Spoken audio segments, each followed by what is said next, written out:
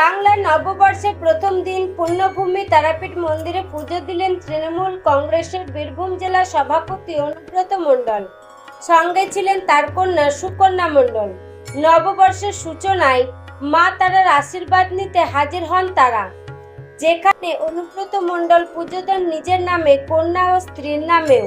এই দিনটির তাৎপর্য শুধু পারিবারিক নয়, রাজনৈতিক দিক থেকেও বিশেষ।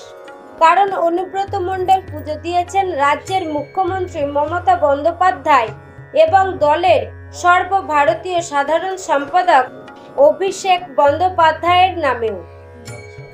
তাদের মঙ্গল ও সাফল্য কামনায় প্রার্থনা করেছেন তিনি। তারাপীঠ মন্দির চত্বর এই দিন ছিল উৎসব মুখর।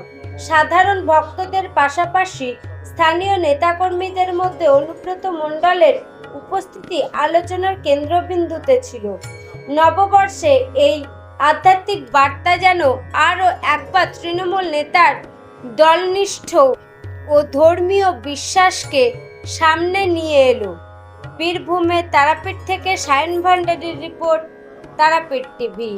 এর কাছে কি কামনা জানালেন? দেখুন, বছরের প্রথম দিন মাকে বললাম বীরভূম জেলা যেন ভালো থাকে, সবাই যেন ভালো থাকে, মমতা ব্যানার্জি, অভিষেক ব্যানার্জির শরীর স্বাস্থ্য ভালো থাকে, দলের সব কর্মীদের ভালো থাকে, গোটা পশ্চিমবাংলা ভালো থাকে।